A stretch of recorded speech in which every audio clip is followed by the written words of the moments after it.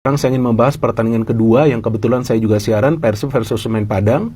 Kita tahu bahwa Persib melakukan perombakan yang besar-besaran, artinya tidak mudah lah bagi para pemain untuk bisa langsung nyetel di pertandingan pertama. Sedangkan Semen Padang memang masih mempertahankan juga pelatih mereka, Edu Almeida, dan mereka ada melakukan beberapa perubahan lah ya di dalam skuad, tapi gak signifikan. Jadi mereka coba juga untuk menjaga chemistry di antara para pemain mereka.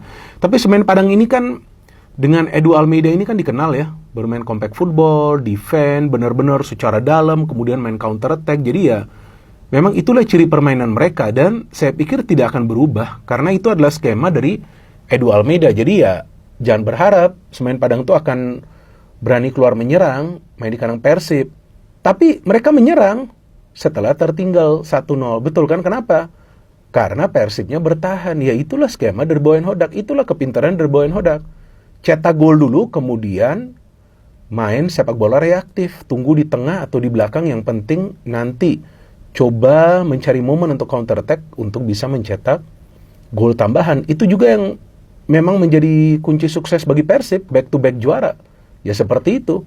Apa sih itu ball possession? Bagi Boyan Hodak gak ada artinya kan? Karena di pertandingan kemarin itu ball possession secara keseluruhan tuh milik Semen Padang. Walaupun lebih banyak mereka memainkan bola di area pertahanan atau area lini tengah mereka. Tapi mereka juga tidak bermain buruk, tapi lagi-lagi gak efektif. Kenapa gak efektif? Semen Padang hanya bisa menciptakan satu peluang on target dari Bruno Gomez, itu pun setelah menit ke-70.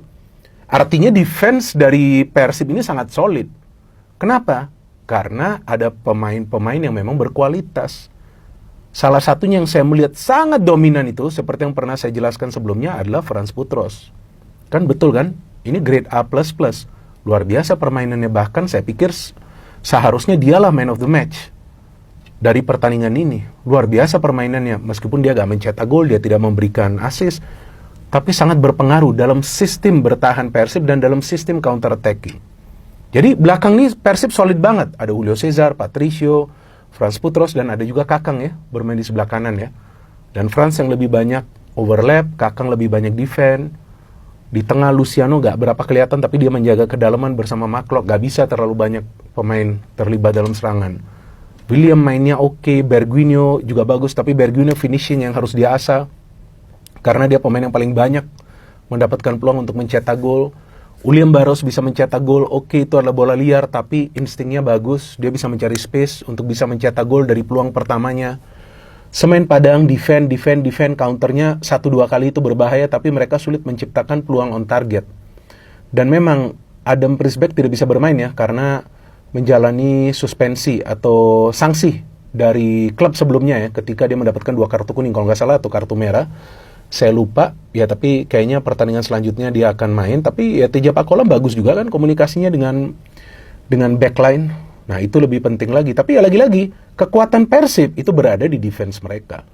Tapi hebatnya Boyan Hodak ya, waktu Persib itu sudah unggul ya, kan dari William Barros, babak kedua kan benar-benar defend ya, benar-benar fokus ya, mempertahankan keunggulan ya. Tapi kemudian dia melakukan 3 pergantian pemain yang saya pun kaget. Benar saya kaget loh. Karena dia menarik keluar William, kemudian siapa lagi ya, saya lupa ya, sebentar saya cek.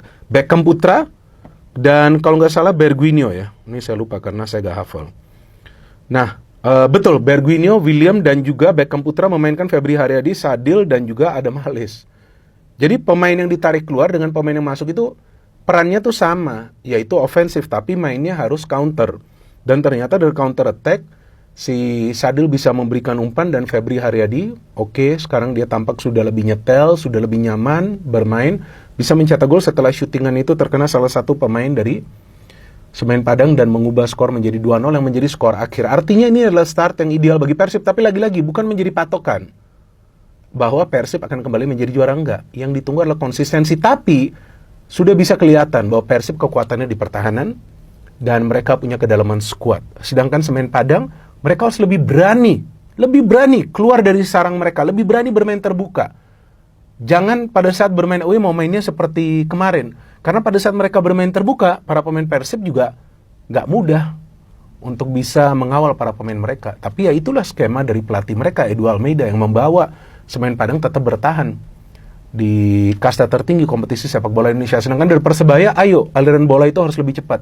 Jangan terlalu lama pegang bola, karena bola itu gak perlu dibawa pulang. Harus diberikan cepat ke depan, mainnya harus dinamis, harus cepat.